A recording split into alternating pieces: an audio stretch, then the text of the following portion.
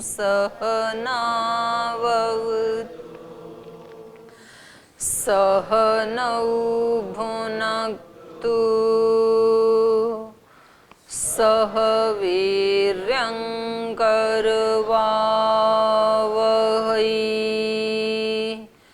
तेजस्विनावधीतमस्तु मा विद्विषावहै ॐ शान्ति शान्ति शान्तिः।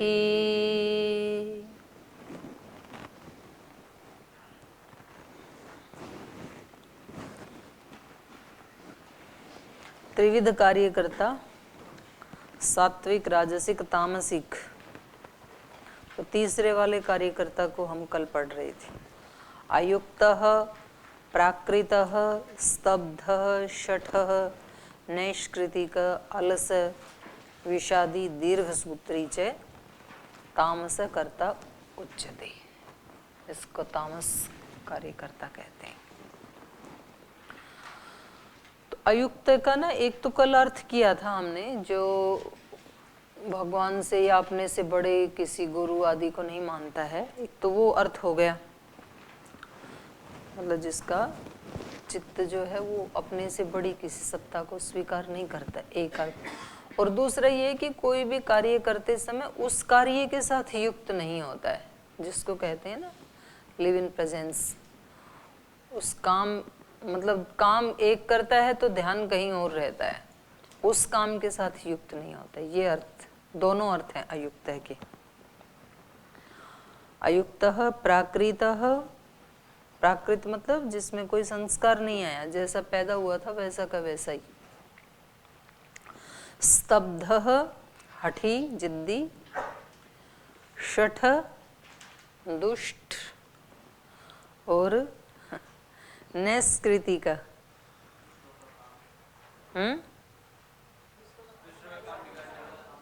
दूसरे का काम बिगाड़ने वाला। तो ये, और अलसः, आलसी, कुछ दिन कुछ काम को करता है फिर नहीं करता है। तो ये तामस कार्यकर्ता के लक्षण है। तो पीछे वाले पाठ में से कोई प्रश्न है आपका? कुछ पूछना है किसी कल वाले पाठ से? No question. आगे चलें फिर। आगे कहा विषादी। विषादी मतलब विषाद करने वाला। तो छोटी छोटी बात पे ना कई बार तो मतलब अपने उसके कारण व्यक्ति विषाद में घिर जाता है, और कभी कभी दूसरे को अच्छा करते हुए देख के भी विषाद में घिर जाता है। कभी कभी तो मतलब अपना काम बिगड़े तब उसको विषाद होता है कि मेरे से ये नहीं हो पा रहा है। और कभी कभी अपना पड़ोसी ज्यादा अच्छा कर रहा हो तो भी व्यक्ति को विषाद हो जाता है। दूसरे का सुख देख के, दो तरह के दुखी लोग हैं ना, एक तो अपने दुख से दुखी होने वाले दूसरे के सुख से दुखी होने वाले, ये भी बड़ी संख्या है। ये सुखी क्यों है? अच्छा, वो दूसरा जो भी काम करे ना उसमें ही उसको ब्लेम करना, मतलब वही उसके लिए प्रॉब्लम बन जाती दूसरे व्यक्ति के लिए।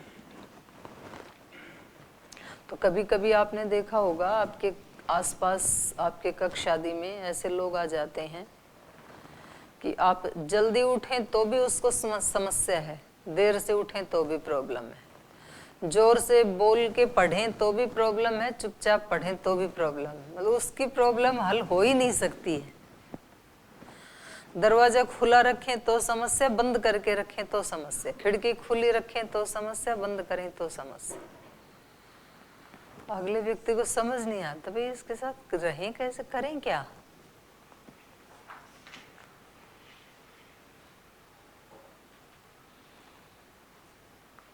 मतलब उसकी समस्या मिटती नहीं है ऐसे लोग होते हैं, कुछ कैसे भी करें उसको समस्या ही है। अच्छा पढ़ाएं तो बोले ये तो सबको विद्वान बना देंगे, और उसके साथ साधना कराएं तो बोले तो सबको साधक बना देंगे। व्यवहारिकता की बात सिखाएं तो बोले ये तो सबको साधु नहीं बनने देंगे, सांसारिक व्यवहार सिखा देंगे। वैराग्य की बात बताएं तो बोले सबको वैरागी बना देंगे। तो करें क्या फिर? मतलब जो दूसरा करे वो उसी काम से समस्या। तो ऐसे व्यक्ति के विषाद को ये तामस लक्षण है, मतलब उसका स्वभाव ही बन जाता है। फिर किसी ना किसी कुछ भी लेकर के वो विषाद में डूबना है उसको।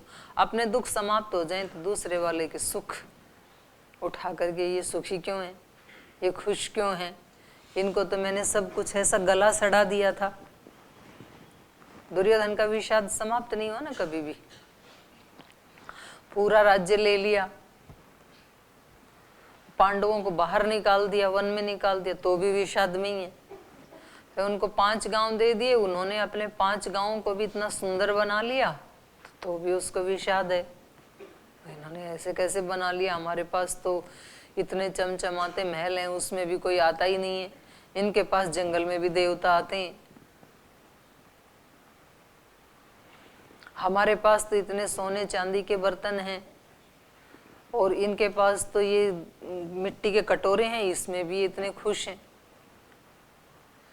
तो उसका कभी मतलब समाप्त होता ही नहीं है कभी विषाद ऐसे व्यक्ति का, जिसको हमेशा ही शिकायत कि दूसरे व्यक्ति नहीं रहना चाहिए इस धरती के ऊपर, सिर्फ मैं रहना चाहिए, और रहें तो फिर वो मेरे अंडर में रहें। स्वतंत्र जीवन कोई नहीं जीना चाहिए। और कभी कभी अपने दुखों के कारण भी विषाद में डूब जाता है। मेरे जीवन में ये क्यों आया, तो आपने ऐसे किया होगा इसलिए तो आया।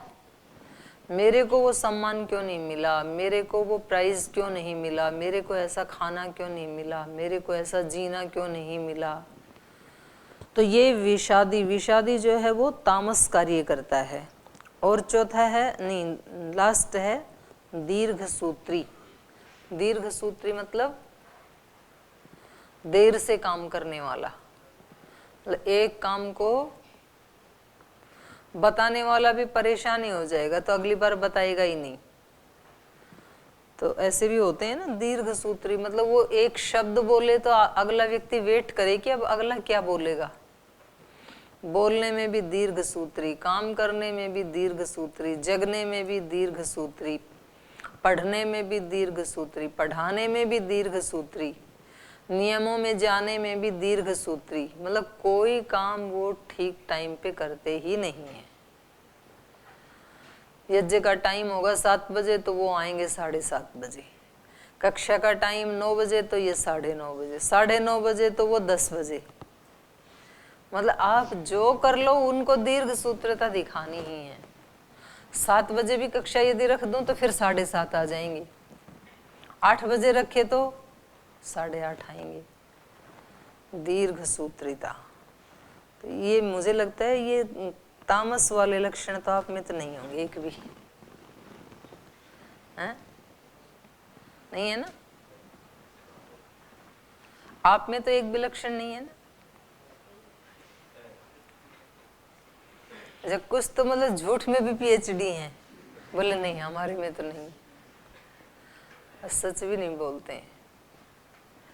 तो ये तामसिक कार्य करता है। तो इसमें से अगर आप राजसिक या सात्विक कार्यकर्ता बनना चाहें तो चॉइस है जीवन में। आपके सामने तीनों लक्षण रख दिए भगवान ने कि सात्विक भी बन सकते हैं आप, राजसिक भी बन सकते हैं। तामसिक बनने के लिए आपको कुछ नहीं करना, वो बिना कुछ किए ही बन जाएगा तामसिक कार्यकर्ता तो। और ये जो हमारे कर्म है ना, ये क्या बना रहे हैं, हमारा भाग्य। ये बात रोज याद रखने की है। करने में मेरी चॉइस है, मैं कुछ भी करूं, राजसिक ढंग से काम करूं, सात्विक करूं, तामसिक करूं, कोई दिक्कत नहीं, सबका जीवन स्वतंत्र है। लेकिन फिर उसके लिए तैयार रहना, जैसा बीज बोया है वैसा फल आने ही वाला है। और कभी कभी ठीक ठीक काम करते करते भी कष्ट मिलते हैं क्या? आते हैं जीवन में कष्ट, कभी ठीक काम करते हुए भी आ जाते हैं। वो क्यों आते हैं? वो क्यों आते हैं? प्रारब्ध से आते हैं। वो प्रारब्ध से आते हैं, पीछे भी तो किया होगा ना, तो इसलिए उनको भुगतते समय अब और नए मत बनाना, उनको शांति से आ जाने दो, उसको भुगत करके आगे के लिए। नहीं तो अभी भी फिर उनसे परेशान हुए ना, अभी भी शोर मचाया, सब अच्छा अच्छा कर रहे हैं, फिर भी पता नहीं हमारे साथ ही ऐसे क्यों होता है, तो फिर और नया बन जाएगा। तो उसको रो रो करके नहीं भुगतना है, उसको शांति से भुगतना है।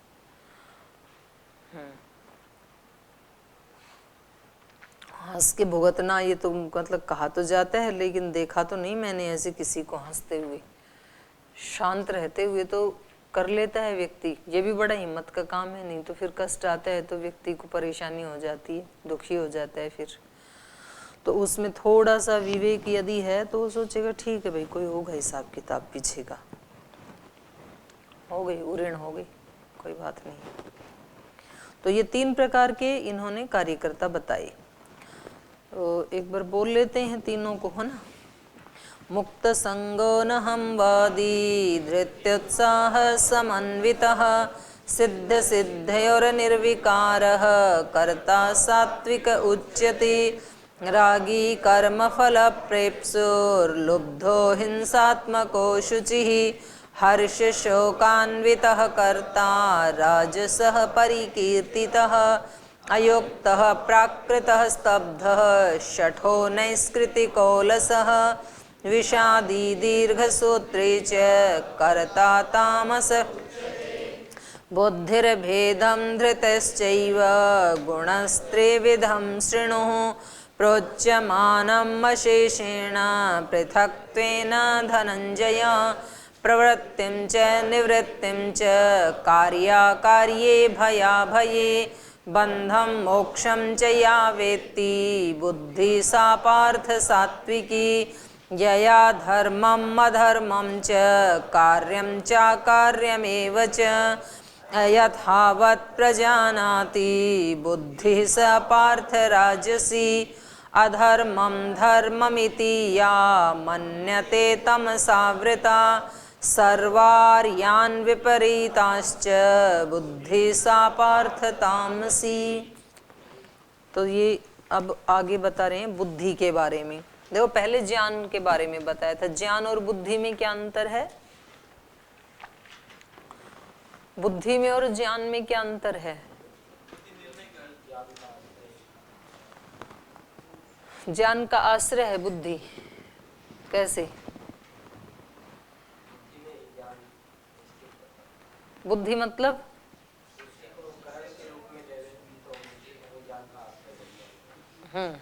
और मन?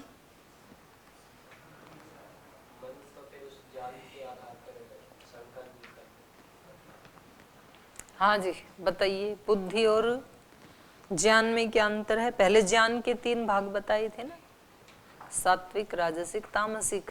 ज्ञान 3 प्रकार का, फिर उस ज्ञान के अनुसार कर्म 3 प्रकार का, फिर उन कर्मों के अनुसार कर्ता 3 प्रकार का। तो ऐसे ये बहुत सूक्ष्म जा रही है गाड़ी, गहराई में चली जा रही है। तो पहले ज्ञान का 3 प्रकार बताए, फिर कर्म के 3 त्रिविध बताए, फिर कर्ता के त्रिविध बताई, और अब बुद्धि का त्रिविध बता रहे हैं। और फिर धृति का बताएंगे। देखो मन के भी कितने पार्ट बना दिए, मन, बुद्धि, उसी में रहने वाला ज्ञान, उसी में रहने वाला धृति। तो एक ही उसके कितने पार्ट बना दिए हैं इन्होंने। तो कुछ शास्त्रों में तो बुद्धि और ज्ञान को, है ना, जैसे न्याय दर्शन आदि हैं, उसमें तो बुद्धि का मतलब क्या है वहां पे? बुद्धिर उपलब्धिर ज्ञानम, बुद्धि और ज्ञान एक ही है वहां पे, अलग नहीं है। बुद्धिर उपलब्धिर ज्ञानम इति अनर्थांतरम, है ना। और यहाँ पर अलग हैं दोनों, योग दर्शन में भी अलग हैं दोनों। तो ये आपको ध्यान रखना है। तो ये कह रहे हैं कि बुद्धि भी 3 प्रकार की होती है। बुद्धि एक वो पार्ट है, अंतःकरण, अंदर का एक ऐसा साधन है जो निर्णय लेता है। ज्ञान कोई भी हो सकता है, अच्छा बुरा, फिर बुद्धि उसमें निर्णय लेती है, ये सोचना है ये नहीं सोचना है। किसी चीज का आपको ज्ञान हो सकता है और उस ज्ञान के अनुसार जब आप उसको या तो प्राप्त करना चाहते हैं या तो उसको छोड़ना चाहते हैं, ये निर्णय बुद्धि करती है फिर कि इसको पाना है या छोड़ना है। तो ये कह रहे हैं कि हे धनंजय, बुद्धिर्भेदम धृतिश्च एव, बुद्धि के और धृति के गुणस्त्रिविधम शृणु। अब इनके 3 गुणों के अनुसार, त्रिगुण के अनुसार अब इनके भेद सुनो। प्रोच्यमानम अशेषेण पृथक्त्वेन धनंजय, प्रोच्यमानम कहे जाते हुए, मेरे से सुन, मुझसे कहे जाते हुए से तू सुन, अशेषेण पूर्ण रूपेण, अब इसको विस्तार से सुन तू। पृथक्त्वेन, पृथक्त्वेन माने अलग अलग, बुद्धि अलग, धृति अलग, धारण करने वाली जो शक्ति है उसका नाम धृति है और निर्णय लेने वाली शक्ति का नाम बुद्धि है। तो ये बुद्धि 3 प्रकार की कौन कौन सी होती है, इसको तू मेरे से सुन, ऐसे कह रहे हैं। तो पहला बताया, प्रवृत्तिम च निवृत्तिम च कार्या कार्ये भया भये बंधम मोक्षम च यावेति सा बुद्धि ही सात्विकी। प्रवृत्ति, प्रवृत्ति माने प्रवृत्ति मार्ग को, और निवृत्ति माने निवृत्ति मार्ग को। कार्य अकार्य, कार्य मतलब करने योग्य, अकार्य मतलब न करने योग्य। कार्य कार्य, भय अभय, भय और अभय को। बंध मोक्षम, बंधन को और मोक्ष को, या वेत्ति, जो जानती है। सा बुद्धि सात्विकी, हे पार्थ वो सात्विक बुद्धि है।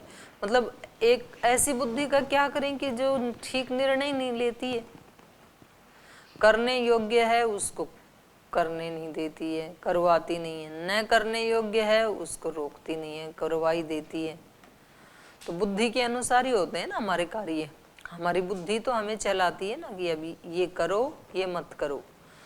तो जगाना चाहिए तो जगने का निर्णय लेती नहीं है, सुला देती है ब्रह्मचारियों को, सन्यासियों को। और जो नहीं सोना चाहिए उसमें प्रवृत्त कर देती है। लेकिन जो सही बुद्धि वो क्या कहेगी, प्रवृत्तिम च निवृत्तिम च, किस में प्रवृत्त होना है किस से निवृत्त होना है, वो अलग अलग दिखाती है। प्रवृत्ति मार्ग ये है, निवृत्ति मार्ग ये है। निवृत्ति मतलब संन्यास का मार्ग, प्रवृत्ति मतलब संसार का मार्ग।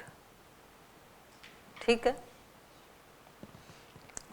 तो जो प्रवृत्ति मार्ग और निवृत्ति मार्ग के भेद को समझती है दोनों का, तो आप कौन से वाले मार्ग में है, प्रवृत्ति में है कि निवृत्ति में है? कैसे पता लगा? ऐसे नहीं पता लगता है कि हम तो जी आश्रम में रहते हैं तो आश्रम में तो निवृत्ति वाले ही रहते हैं और प्रवृत्ति वाले तो संसार में रहते हैं। ऐसे नहीं पता लगता, ये ठीक नहीं है। संसार में रह के भी निवृत्ति मार्ग वाला हो सकता है कोई व्यक्ति, और यहाँ रह के भी प्रवृत्ति मार्ग वाला हो सकता है कोई व्यक्ति। तो प्रवृत्ति निवृत्ति का लक्षण बाहर से नहीं पता लगेगा, बाहर से थोड़ा सा पता लगता है बस। उसका उस अंतःकरण की का झुकाव किस तरफ है उससे पता लगेगा प्रवृत्ति और निवृत्ति का।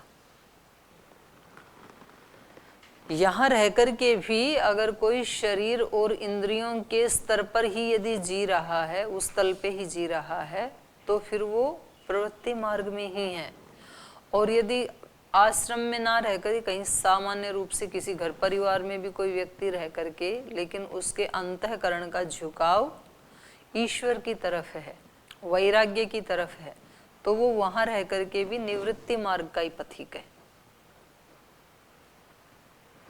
और प्रवृत्ति का मतलब लोग मोटा अर्थ ये समझ लेते हैं, प्रवृत्ति मतलब काम काज करने वाले, निवृत्ति मतलब जो कुछ नहीं करते हैं, खाली बैठे रहते हैं।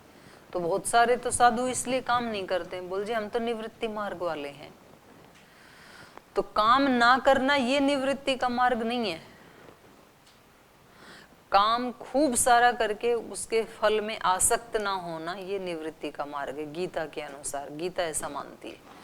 गीता अकर्मण्यता को अच्छा नहीं मानती है, आलसी बन के पड़े रहने को अच्छा नहीं मानती है गीता।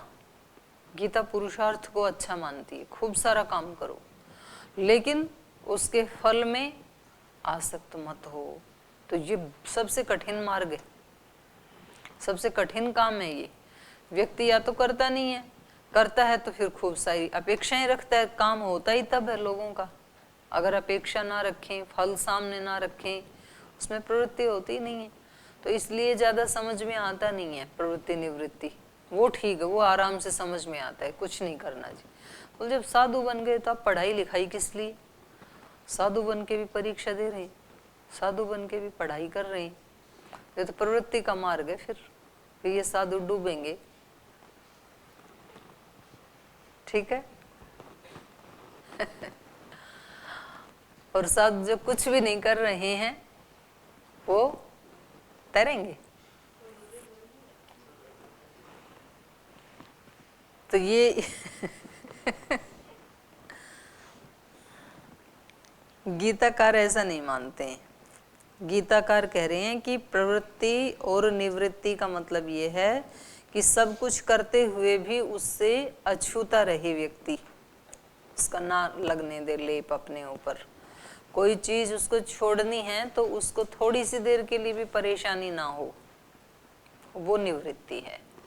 जैसे श्री राम को पता लगा कि अभी आप कहाँ नहा धो के आए हो, राज्याभिषेक नहीं, वन की तैयारी करो, अपने वल्कल वस्त्र पहनो, कहाँ आप सुंदर कपड़े पहन के आए हो, तो तुरंत तैयार हो गए। फिर नहीं तो फिर चक्कर आके गिर जाते व्यक्ति, ये क्या हो गया, या तो फिर गुस्से में झगड़ा कर देता, किसने लिया ये निर्णय, कैसे लिया ये, पहले एक बार निर्णय हो चुका था। फिर उसकी पत्नी आती पीछे पीछे, बोली आप इनसे निपटो, तब तक मैं कोर्ट में जाके मोर्चा संभालती हूँ, अभी अरेस्ट करवाती हूँ इनको, अभी पुलिस को लेके आती हूँ। तो उस समय पता लगता है कि प्रवृत्ति थी कि निवृत्ति थी। तो निवृत्ति का मतलब है सब कुछ करते हुए भी उसके फल के प्रति आसक्त ना होना। ठीक है भाई, छुड़ा रहे, इसके पीछे भी कोई भलाई होगी, ऐसा ही सोचा उन्होंने और ऐसा ही था। अगर वो उस समय नहीं जाते ना तो फिर उनको कोई ऐसे आदर्श नहीं मानते। फिर ऐसे तो कितने राजा हुए जो राज के लिए लड़े, उन्होंने हड़प भी दिया, राज वापस ले भी लिया अपना, कुछ समय अपना राज करके चले गए। ऐसे ही वो भी एक राजा होते, बस खत्म कहानी। तो ये जो विजय है, अंदर की विजय है, ये ही सबसे बड़ी विजय होती है। ये थोड़ा कठिन तो जरूर पड़ता है लेकिन सबसे बेस्ट क्वालिटी की चीज यही है, बाकी सब उससे हल्की है। जिन लोगों ने इस प्रकार का अपना जीवन बनाया ना, इस तरह से प्रवृत्ति और निवृत्ति को समझा कि प्रवृत्ति क्या है और निवृत्ति क्या है, सब काम करते हुए भी बड़े बड़े ऐसे बहुत महापुरुष हुए, राष्ट्रभक्त भी हुए, ईश्वर भक्त भी हुए, उन्होंने बहुत सेवा की लेकिन लिप्त नहीं होने दिया अपने आप को। आचार्य विनोबा भावे लाखों एकड़ जमीन दिलवाई उन्होंने लोगों से ले ले करके, और वो जमीनें लेने के लिए उनको कई सारी भाषाएं सीखनी पड़ी। 23 भाषा जानते थे वो। आपके यहाँ तो 4-5 जाने तो उसके गीत गाए जाते हैं, ये व्यक्ति 4 भाषाएं जानता है, 5 जानता है। आचार्य विनोबा भावे कितने जानते थे? क्योंकि उनको सब स्टेट्स में घूम घूम करके उन लोगों को प्रेरित करना था। तो जब तक उनकी भाषा ना आई तब तक ट्रांसलेटर कुछ का कुछ बोल देगा। हाँ, आचार्य कुछ बोले और ट्रांसलेटर कुछ बोले, उसका नहीं पड़ता है। कई बार मैं सोचती हूँ, मैंने कहा एक ऐसी टेक्नोलॉजी डेवलप होनी चाहिए कि मन से मन की बातें, अभी तो कार्यक्रम बना रखा है केवल मन की बातें, वो तो बोलते हैं उससे ही, वाणी से। ऐसी टेक्नोलॉजी हो कि वाणी प्रयोग ही ना करनी पड़े, एक मन दूसरे मन से कनेक्ट हो और मैसेज कन्वे हो जाए, बस वो उधर से आंसर दे और मैसेज कन्वे हो जाए। हैं? अच्छी है ना मोबाइल चार्ज करना, ना खरीदना, ना नया मॉडल लेना कि अब कौन सी जी आ गया, 3G आ गया, 4G आ गया, 10G आ गया, कितना जी आ गया, ना उसमें रेडिएशन निकलेंगी, कोई खतरा नहीं है। मन से मन की बातें हो सकती है। वैसे ये टेक्नोलॉजी तो डेवलप हो सकती, साइंस है ये। तो जब आप कहते हैं टेलीपैथी, टेलीपैथी क्या है? मन से मन की बातें तो हैं। तो कभी कभी तो हो जाती हैं, सबके जीवन में हो जाती हैं कभी कभी तो, पर उसको और ज़्यादा साधना आदि करके उसको यदि विकसित किया जाए तो फिर ये सब मोबाइल आदि की कोई ज़रूरत नहीं है फिर। और एक फिर उससे भी आगे की टेक्नोलॉजी हो, आत्मा की आत्मा से बातें, मन को भी छोड़ो, मन भी धोखा दे सकता है, तो फिर तो परमात्मा से कांटेक्ट करने में कोई चक्कर ही नहीं है फिर, क्योंकि वो परमात्मा, ये आत्मा।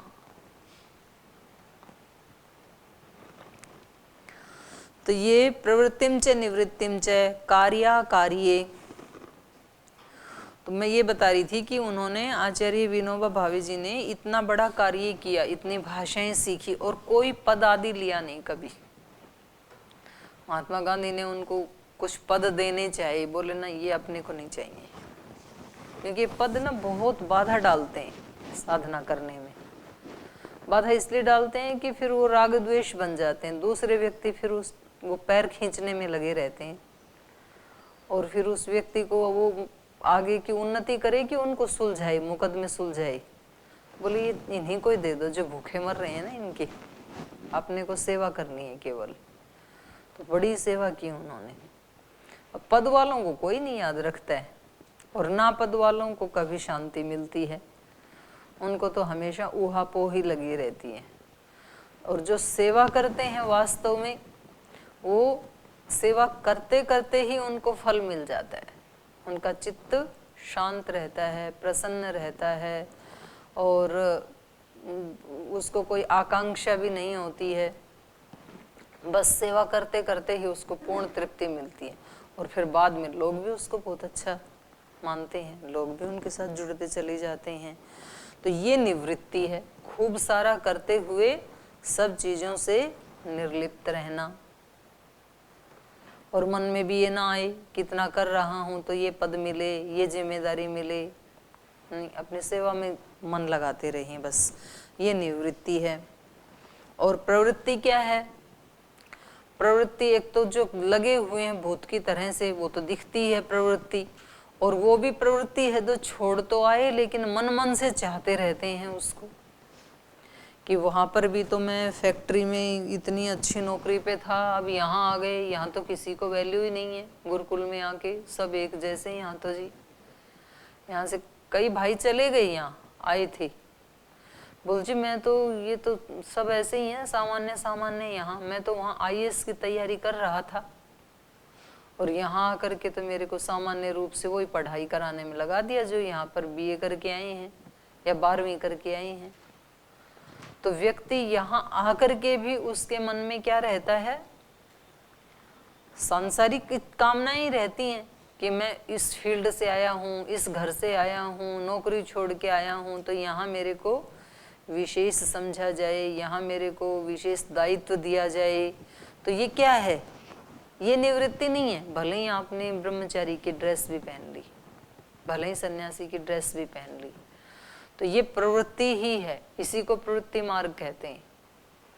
और दूसरे किसी भी व्यक्ति की एंट्री ना होने दे, बोले सब मेरे अंडर में चलना चाहिए, ये प्रवृत्ति ही है।